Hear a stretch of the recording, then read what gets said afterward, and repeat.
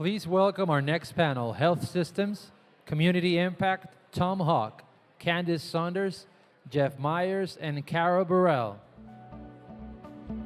And he'd ordered another, he starts drinking mine, and I'm like, okay, I'm Good morning. We appreciate the opportunity to speak with you this morning, and congratulations to Russ and the whole Health Connect South team on 10-year anniversary. My name's Tom Hawk. I'm a partner at King & Spalding in the Atlanta office.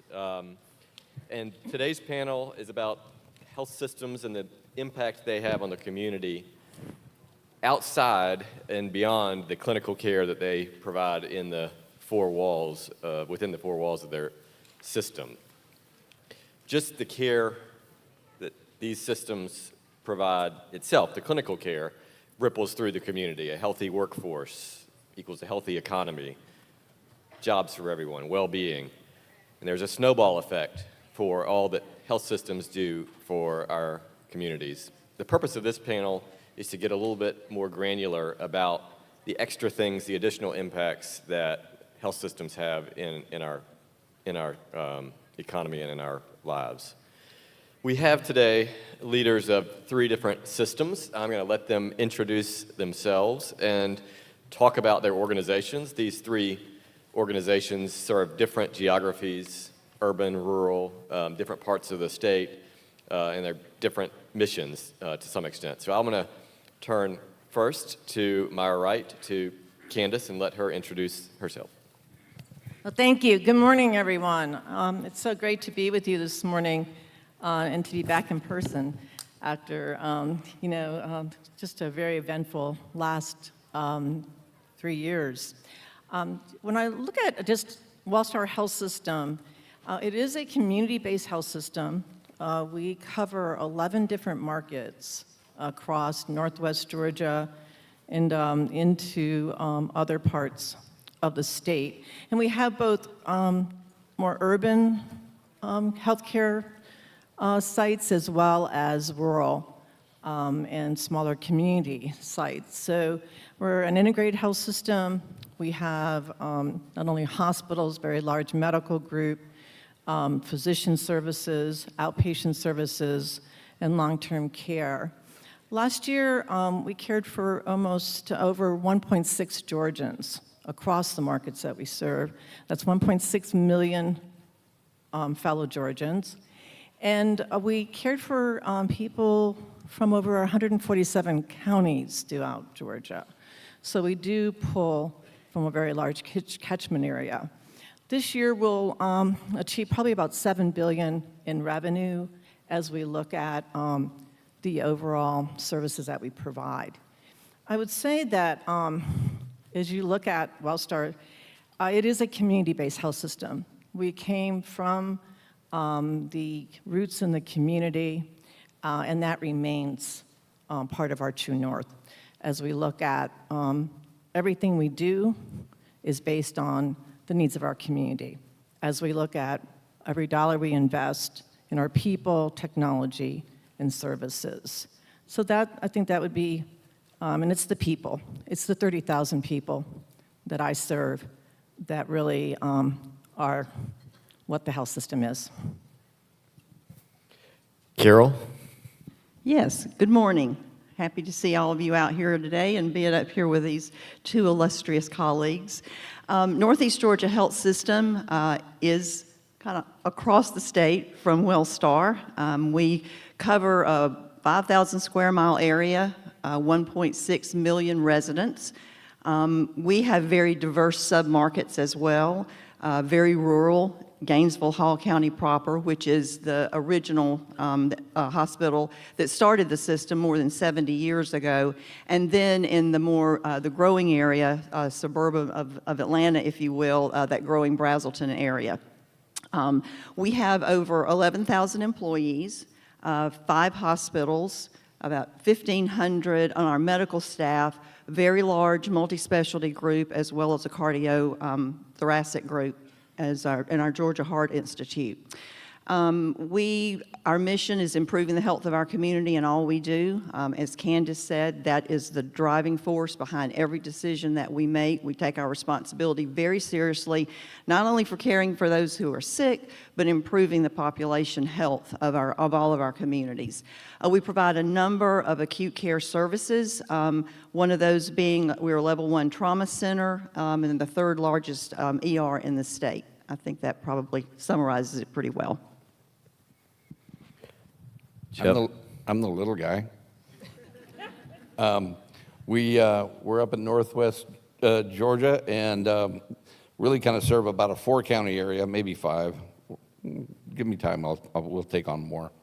And we're in the process of developing, we're a community nonprofit. We just celebrated our 100-year anniversary, which is kind of cool. There's not too many organizations that get to do that. And we had started off as an authority hospital. And in 1995, Hamilton Healthcare System, which was the operating entity, bought out the authority, which is pretty unusual. And our board of trustees all serve 3-year terms with no term limits. So the average one has been on there for about 25 years. They don't get paid. It's their way of giving back to the community. And they're really kind of the foundation for everything that we do and where we go. We exist for a singular purpose, to take care of the healthcare needs of our community. And like I said, it's about a 4-county area. And there's really not much we don't do. We have open heart. We do all the traditional things that a community hospital would be doing.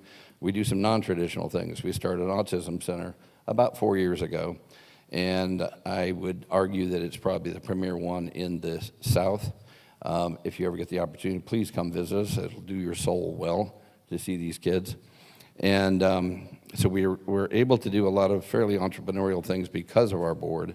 And to these two's point, at the end of the day, it's about our people.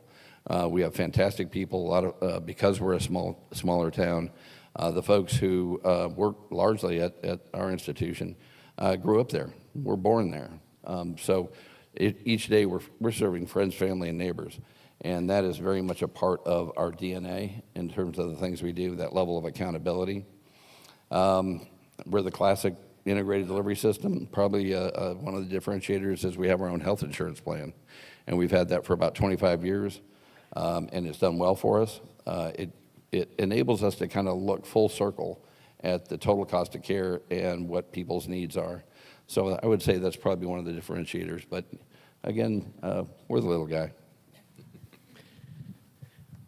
Thank you all. Our audience may not be into the nitty-gritty of healthcare reimbursement and financing like you guys that live it every day are, with the aspect of some patients receiving free or discounted care and others paying a full rate agreed by the insurance company. Can you quantify the amount of unreimbursed and under-reimbursed care that your system provides? And I'll let Carol start. Yes, happy to.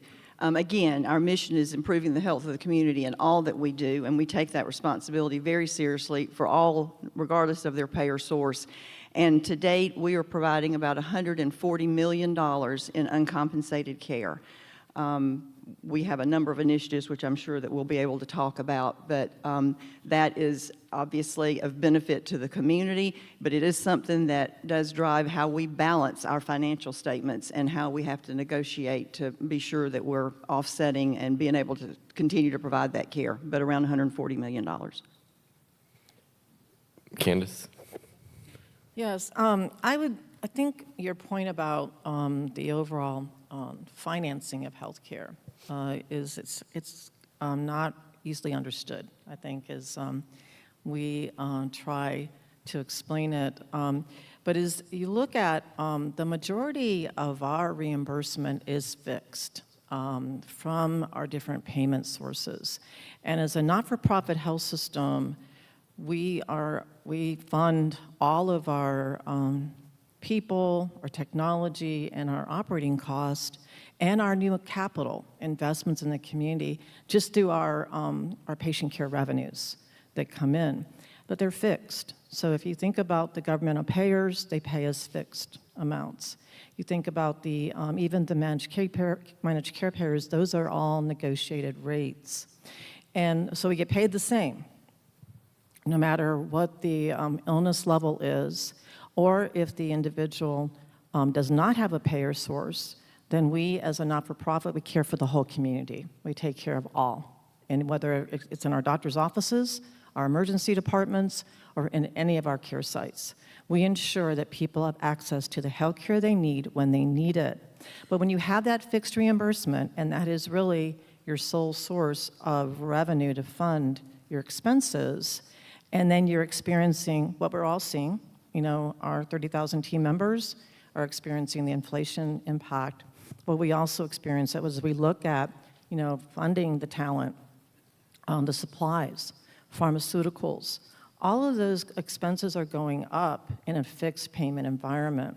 And so it really does start to challenge our ability to be resourceful, and how are we going to still continue the mission, as Carol said, when we don't have the ability to go and increase prices in order to cover those expenses. So I do think it's an important thing as we look at the healthcare industry and the important cross-industry considerations. Last year, Wellstar Health System, we had over $1 billion of charity care and uncompensated care for the communities that we serve. And so 10% of our patients and those coming into our care sites do not have a funding source. Now, as we all know, we work very closely with our federal, our state, and our local officials, but we do not get any funding from our counties today. And so, some of the other public hospitals do, but that's not the case for the health systems here. So that $1 billion of care based on either underfunding from the governmental payers or from the charity care or the community services that we provide in partnership with our different communities. So I just think that's something that we need to understand better as we solve this together going forward. Thank you. Appreciate that, Candace. And you described the confusing nature of our healthcare financing system. Some might call it irrational, but we'll set that aside. You mentioned the additional services that you provide outside of traditional clinical care within four walls. How do you identify community needs for such services, and how do you prioritize the admittedly limited resources to address those needs? Jeff? Let me add a little bit to the last one, too. Okay. We are every one of us is probably facing somewhere around 60% of our compensation is tied to governmental payers, plus or minus on the percentage side. And the bubble that's coming, that's in process actually, is that Medicare was actuarially unsound from the inception. Back in 1965 was put forth. They did, the way they came out with the numbers was at the time, the average individual lived to be 67. And there had only been one other time in history where there had been a governmental payer system, which was back in Wehrmacht, Germany, around the turn of the century. And they took that information and they decided that age 65 would be the age at which Medicare eligibility began. Then, during the process of putting that forth, the Speaker of the House, their daughter had end-stage renal disease. And in order to get the votes, they started covering end-stage renal disease as part of Medicare, even if you're on the commercial side. It was unsound financially from day one. And now the median age, I think, is 78, 79 for where things are at. So what you're seeing, and you're seeing it, I'm sure in every one of your communities, where they're pushing everyone into Medicare Advantage plans. Because our politicians, and if there's some in here, hopefully they're hearing some of this, they do not have the intestinal fortitude to deal with something that is a bubble, that is a serious bubble. We are the only industry that works with the federal government and or the state governments as it pertains to Medicaid, where we get paid below our cost. There is not another vendor that has to deal with that.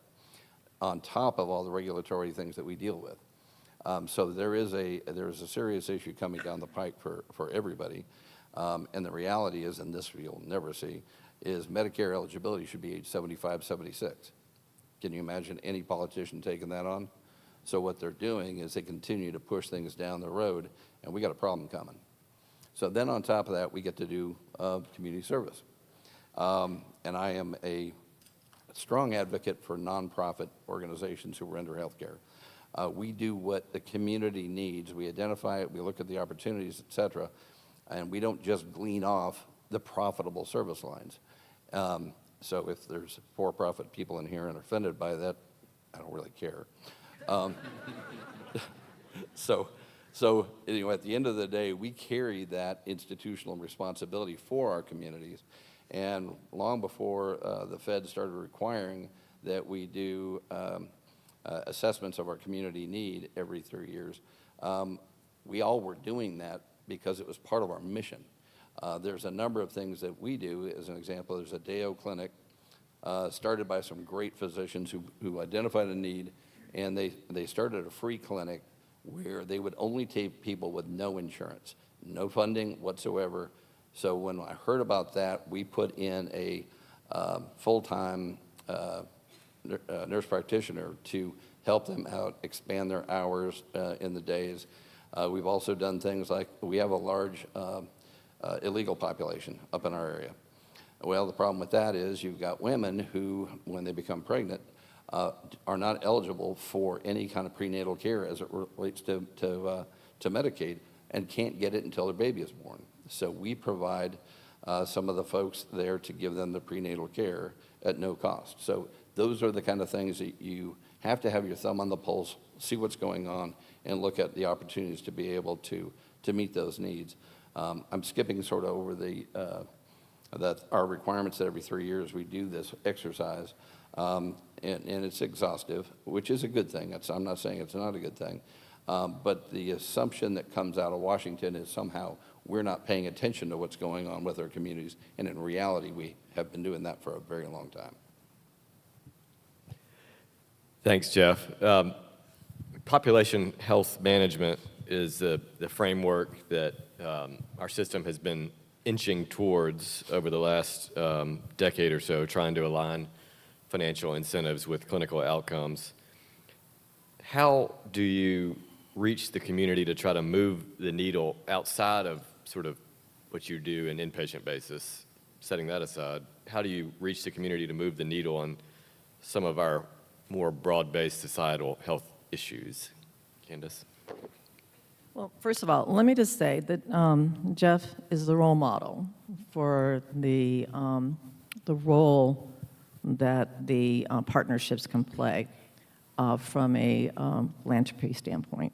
Okay, so that is something I didn't know you didn't mention, Jeff, but it does. You are a role model for that. As we work together across the state. And we'd always had strong, collegiality, but during the pandemic, it even got stronger as we helped each other, to really ensure the access and all of the needs of our community when it came to healthcare. But this movement of, we don't just provide care inside the four walls or in our doctor's offices, our hospitals. We've always been part of the community. Even before COVID, we had over 450 partnerships in the community. Public health, the different housing, food insecurity, all the different groups that work tirelessly every day to help people, not only with their healthcare needs, but with addressing their social determinants of health. Because we know that you can't separate physical, mental, and social health if we're really going to impact the outcomes in Georgia. And all of us want a healthy Georgia. All of us want to have our fellow Georgians to have not only physical health care, mental health care, but to get their social needs met too. So as we look at the role that we have played, in those partnerships, many times we're the convener of those. We're identifying the needs, as Jeff said. We all conduct these community health needs assessment. And they're very thorough, they're very detailed, and they're living documents and actions, okay, of how we sit with the community and come up with a shared perspective of where our focus should be. And I don't think it's going to be any surprise to you in this room what those areas of focus are. And they stay pretty consistent across our markets. But as we look at education, education is a social determinant of health. We know that if someone doesn't have reading or have an environment that fosters that by the age 3, it's going to have a major impact on their brain health development. So it's imperative that we get out, and our pediatricians, our women's services are working with parents and grandparents on how they foster that. And so there's multiple examples that I could give of these partnerships. But in COVID especially, we went out to the churches, to the neighborhoods, to the different communities, because we had to get a shared understanding of what people needed to do to help reduce the risk of COVID. And next week it could be some other risk to the health and well-being of our people. And we're going to be there, and we're going to figure it out. But it's really helpful when the schools, the chambers, the counties, the public health, if we're all working together to figure that out so that we're using those scarce resources in the wisest way possible. Tom, I would just add to that, ditto to what both have said there. But we too have had strong partnerships in our community. I promise that was true. I don't know why that did that. But strong partnerships, but boy, were our eyes opened even more through COVID. We thought we were good partners, and I think we were at that point in time, but that really opened it up. And as Candace pointed out, we find ourselves being the convener. We have an incredible community throughout our region with a lot of resources and pulling together. But one thing that we've recognized, especially through COVID, is the manual aspect of pulling all of that together. And so through our United Way, local United Way agency, we were able to provide a web-based platform called Unite Us that actually connects all of our different nonprofits, because people don't know where to go. And if they get referred, they don't know how to close the referral loop. And so that is something that has made a huge impact, and we think will make even more of an impact in the weeks, months, and years ahead. I mean, I don't even know. The last thing I want to refer to COVID as a blessing, because it was obviously awful. But it did more to connect us in a way of common need, identification of what resources were in the community that we weren't necessarily even aware of. And you think you've got your thumb on the pulse, and you discover folks are doing things that you had no idea they were doing. And it really kind of helped bubble up a lot of the opportunities to be able to work even further together. And it really did more. We're in the nonprofit world. None of us are actually on each other's toes, but we all have competitors. We all have folks that are, the next one county over or whatever that are, we compete with each other, which is, the way things should be. It did more to connect us to be able to, we would literally be on the phone and say, we had up in our area, and I'm sure you did too, half a dozen hospitals. Every day we would call each other and say, how you doing? What can we do for you?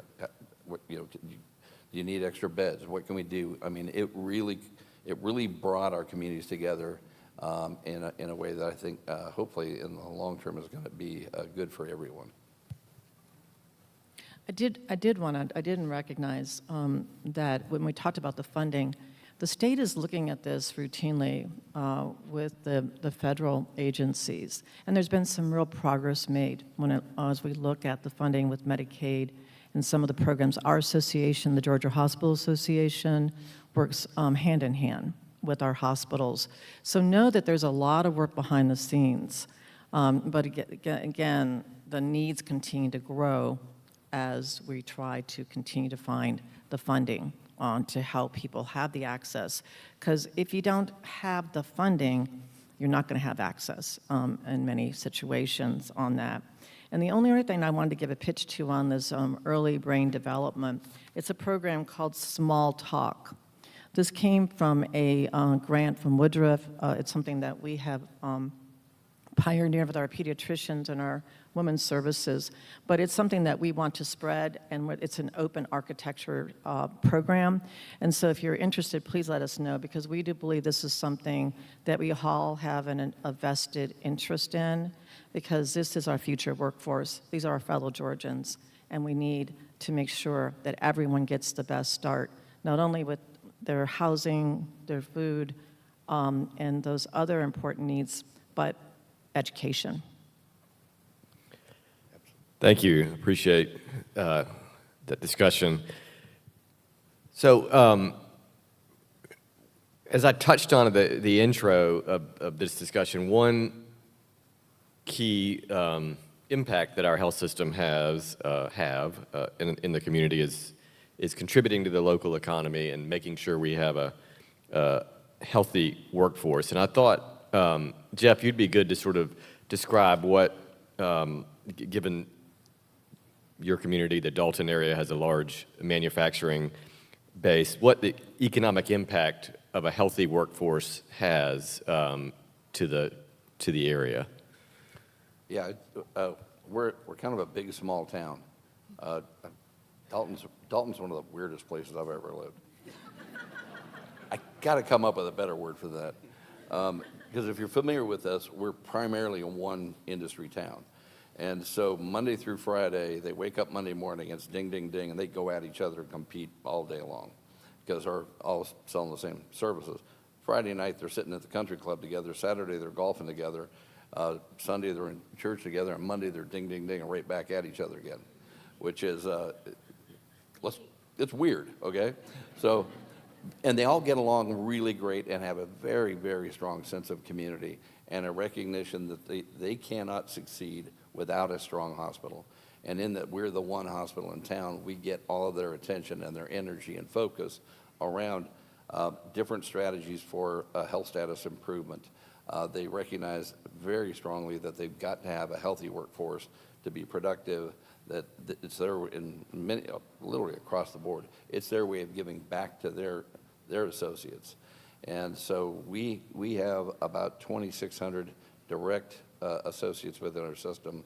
But when we look at it and add up the independent physicians, their staff, et cetera, the number is closer to 7,000 that we have influence over. And then the health plan, I think we've got another 250 over there. So we're woven into the community.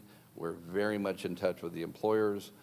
Each one of them have their own strategies towards what health status improvement needs to be, and we work with each and every one of them across there. So it's an unusual situation, but it's actually been phenomenal because they're, again, many of these employers are our trustees that are on our various different boards, and we've got 12 different boards. So we're very woven in, and they're constantly looking at what's the next thing that we could do to improve health status. Now, I'll go to the other side of the equation. We got a heck of a challenge trying to compete with McDonald's and every other fast food joint down the road.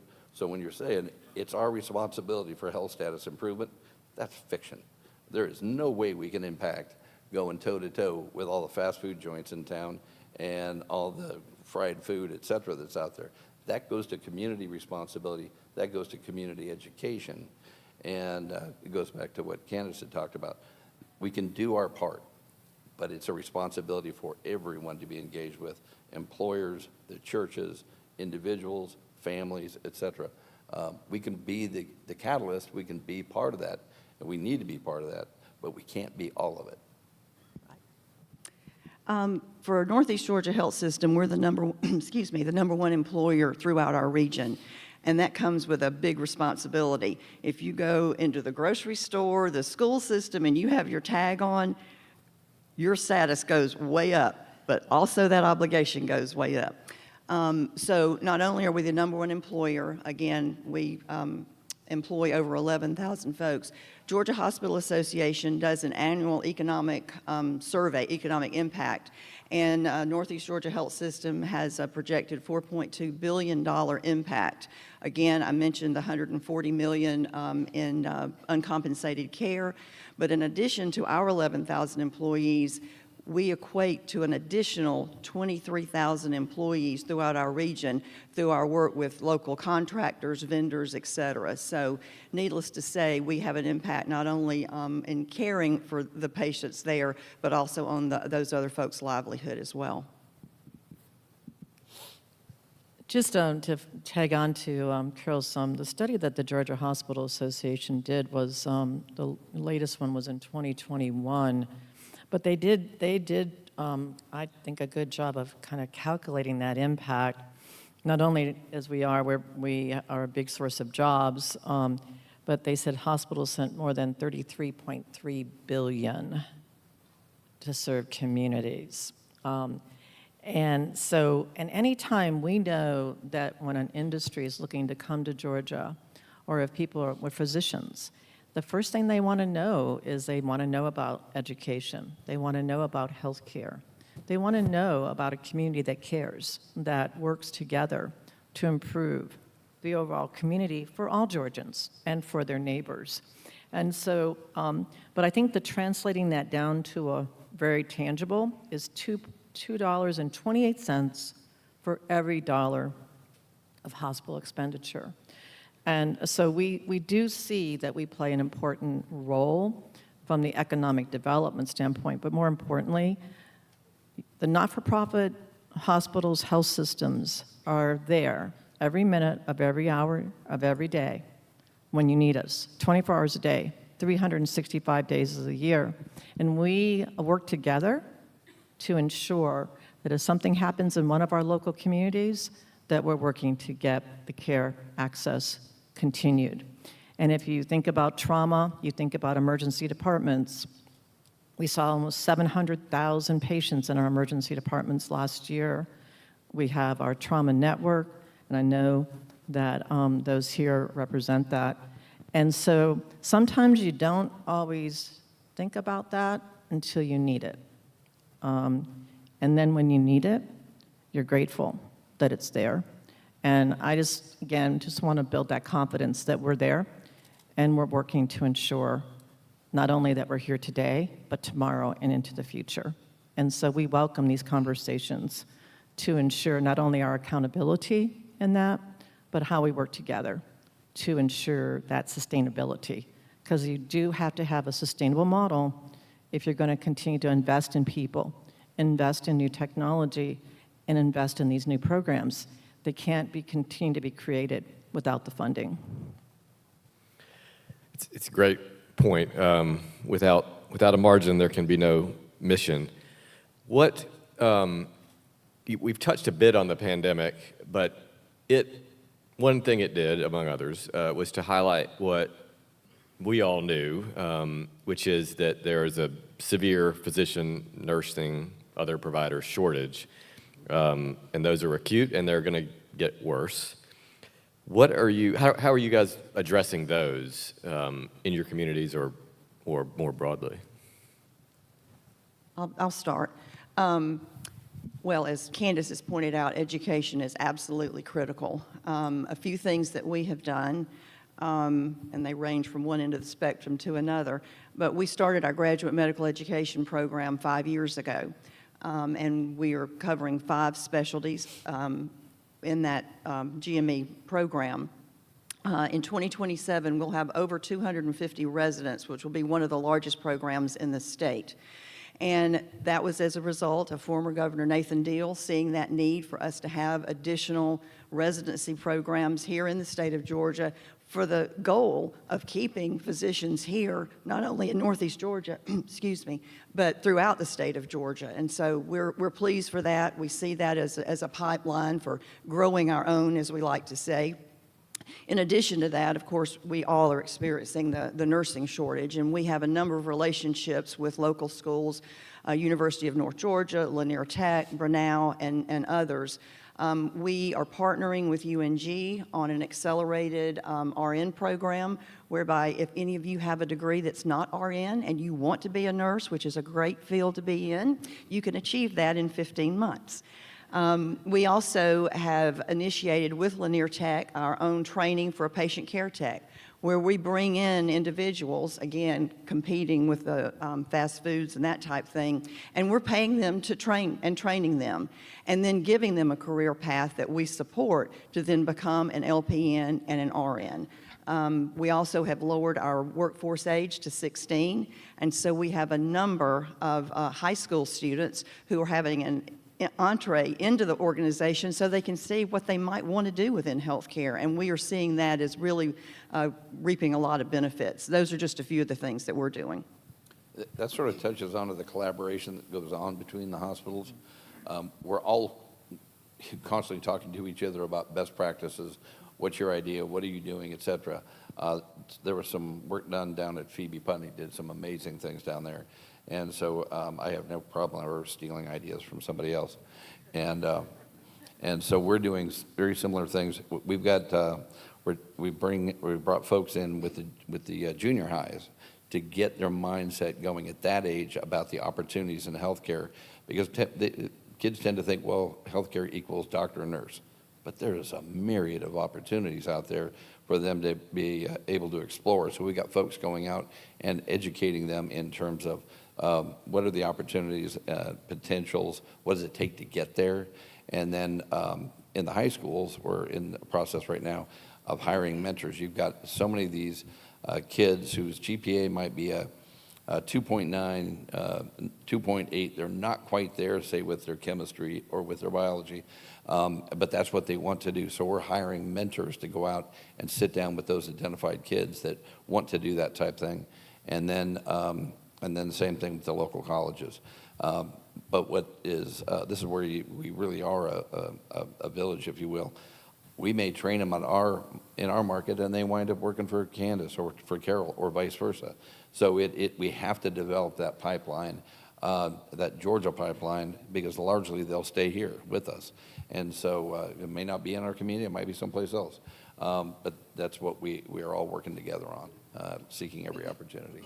So we have similar programs. We've gone upstream. But what I would say that I would add is we focus on our people that we have. So retention of the people we have becomes so paramount. And in making sure that, as in our philosophy, is if we take care of the people taking care of the people, then we're going to be successful. Because if they're coming to work and they feel like they have what they need to support their life, then they're going to be their best selves as they're there and present with our patients or our consumer, depending on what part of the continuum they're interacting with the community. So we work a lot on retention and finding out we want people to come and work with us and continue to learn and grow.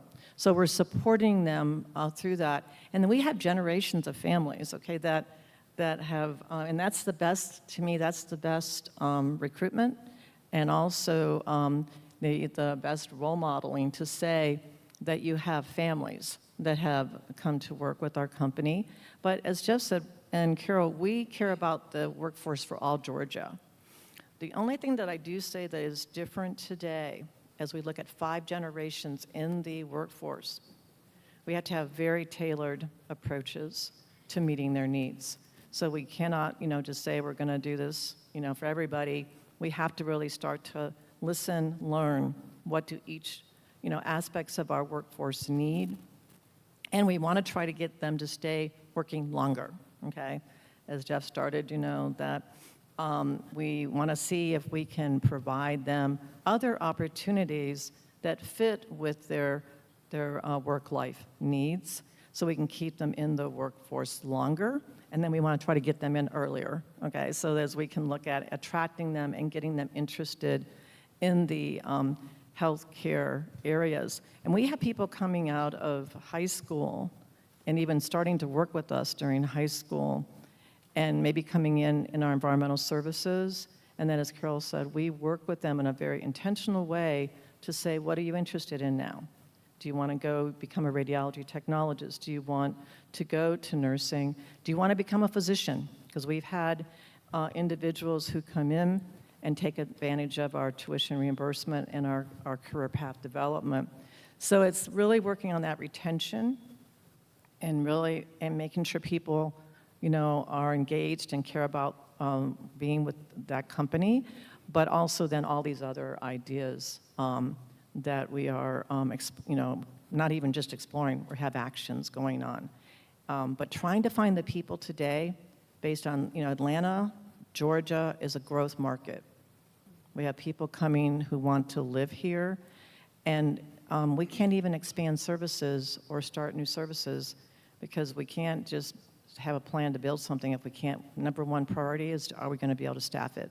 Will we have the people, physicians, nurses, and other types of team members it takes to take care of people? Appreciate those responses. I think there's another panel on this in a few minutes, but one of the key highlights that's been discussed a lot in the last few years in our industry is health equity, social determinants of health, which, Candace, you've touched on a bit. But what are your organizations doing to address this admittedly very broad societal issue? I'll start. Well, what this conference is all about is technology and data.